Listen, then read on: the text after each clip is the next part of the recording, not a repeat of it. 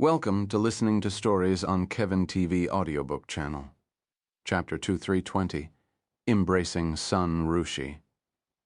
After Sun Rushi invited Tian Yang into her room, she gently pulled him down onto the bed with her, her voice soft as she whispered, "Be gentle? This is my first time." Seeing her bashful expression, Tian Yang felt warmth surge through him as though a raging flame had been lit within his heart. Without any delay, Tian Yang helped Sun Rushi undress before removing his own clothes. "You're beautiful," Tian Yang muttered as he gazed upon her flawless figure that looked as though it was sculpted by the heavens themselves, her slender figure, porcelain-like skin, and a gaze so alluring it could soften even the coldest heart made her undeniably captivating. Sun Rushi was certainly beautiful, though not in a way that demanded attention at first glance like Ren Xie. Instead, she possessed a quiet allure, one that deepened and grew more enchanting the longer one looked. "Stop staring so much," Sun Rushi muttered as she covered her bashful expression with her arms, but her subconscious actions left her twin peaks exposed. With Sun Rushi's naked breasts beckoning his attention, Tian Yang could no longer control himself and immediately buried his face in them. "Ah." Sun Rushi released a surprised moan at the sudden sensation, her entire body shivering in delight. Sun Rushi gently bit her lips as Tian Yang feasted upon her body like a starving beast.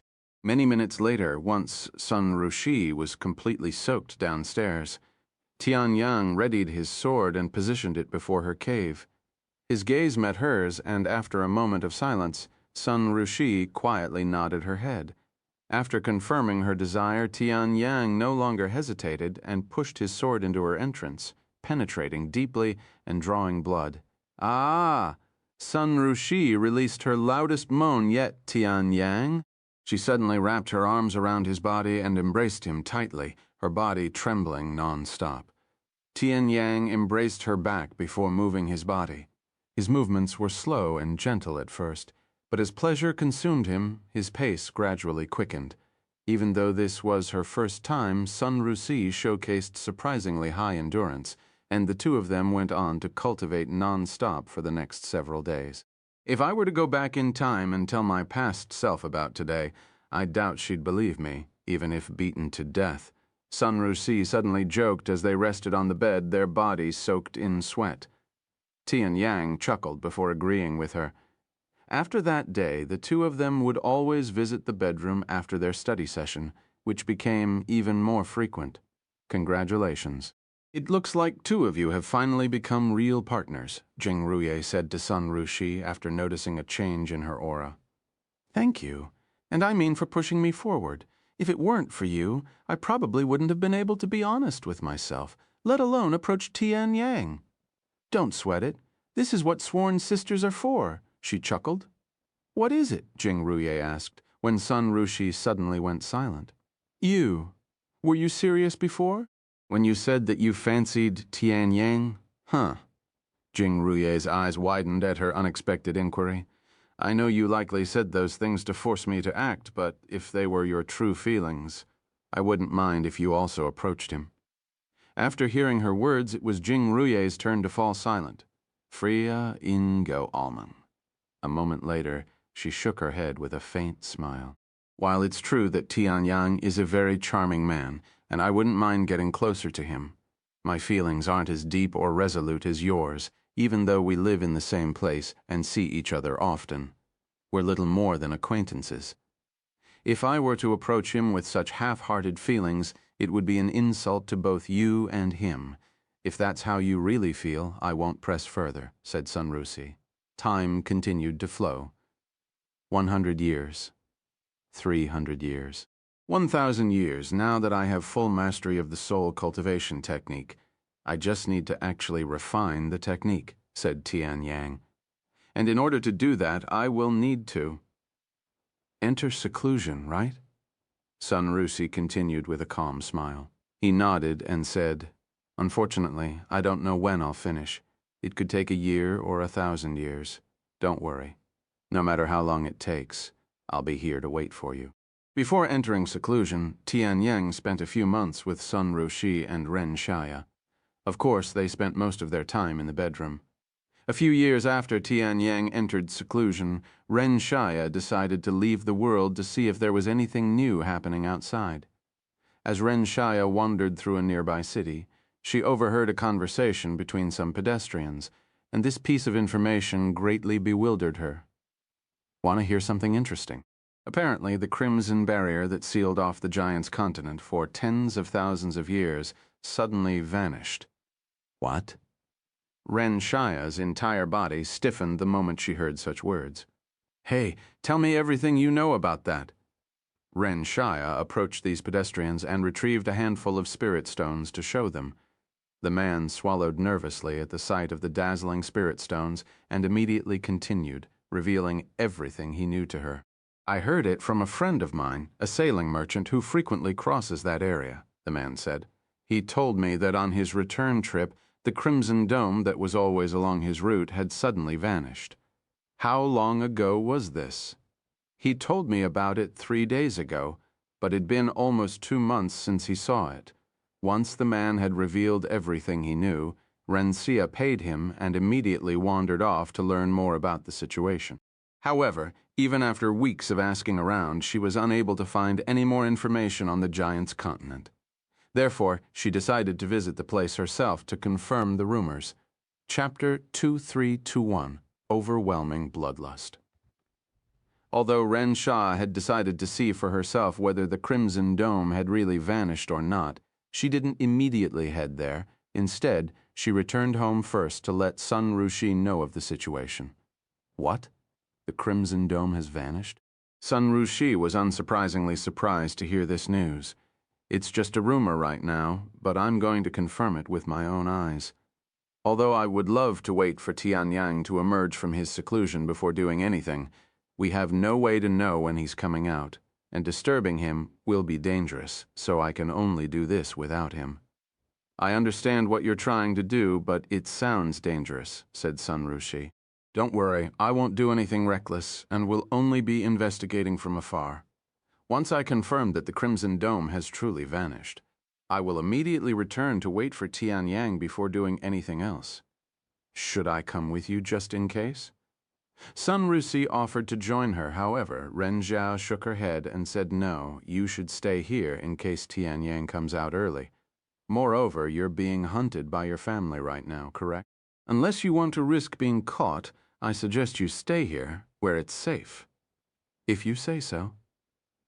Despite being older than Ren Xia, Sun Rusi couldn't help but view and respect her as an elder sister. Not only was Ren Xia Tianyang's first partner, but she had also played a crucial role in bringing Sun Rusi and Tianyang together. Ren Xia left shortly after, traveling straight to the giant's continent. Heavens. Ren Xia muttered in a daze upon arriving at her destination and witnessing the situation with her own eyes. It's really gone. The Crimson Dome that had sealed the giant's continent for nearly 100,000 years had suddenly vanished without warning.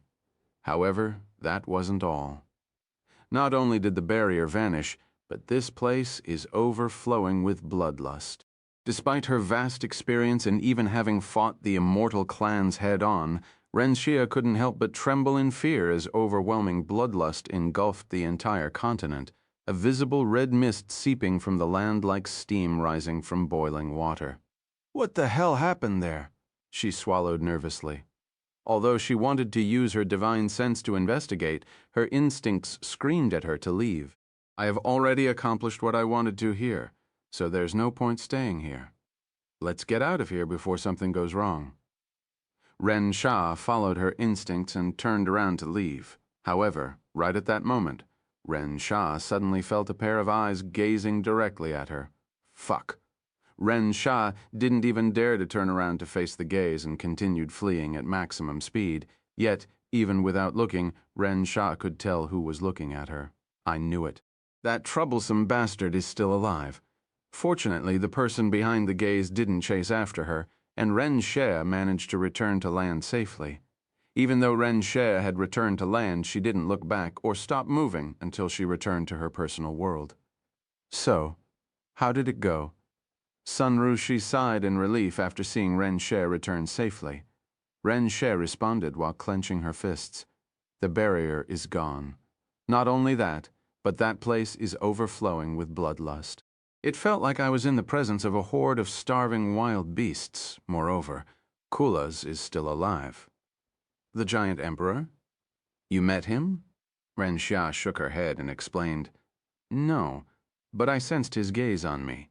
It was a terrifying feeling. Even now I can feel his gaze searing my back. Hearing this, Sun Rushi fell silent with a pondering expression on her face. What are you thinking about? Ren Xia eventually asked. My family. There's no way they don't already know about this, and I'm worried about what they might do now that the barrier that stopped their war is gone. Will they pretend the war never happened, or will they try to continue where they left off? It's been nearly 100,000 years since the war ended. Do you really think they'll try to restart it after so long? Ren Xia swallowed nervously. Although I don't know why they even want to fight the giant race in the first place. I can say with certainty that they despise losing, and not winning the war is no different from losing. So, there's a high possibility that they will restart the war, especially now that they've grown even more powerful. Sun Rushi understood her family better than anyone, and sure enough, the three pillars of heaven had learned about the Crimson Dawn vanishing months ago and had been preparing to invade the giant's continent ever since. A year later, after completing their preparations, the three pillars of heaven invaded the giant's continent with the greatest force they had ever assembled.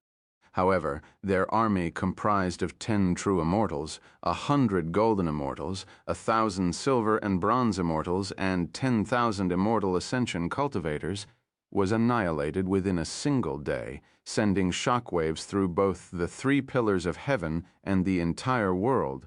What? Our entire force was annihilated in a single day. That's impossible. When the news first broke, disbelief was universal, especially among the three pillars of heaven. I don't know what happened on the continent, but every life-tracking tablet monitoring our forces has been shattered. That only happens when the lives they track are extinguished, revealed one of the elders.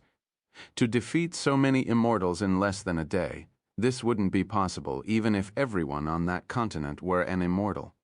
Another elder speculated. There can only be one explanation.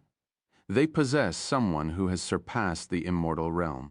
Someone who has reached the next realm. The moment this possibility was voiced, the entire hall fell silent, the atmosphere shifting dramatically.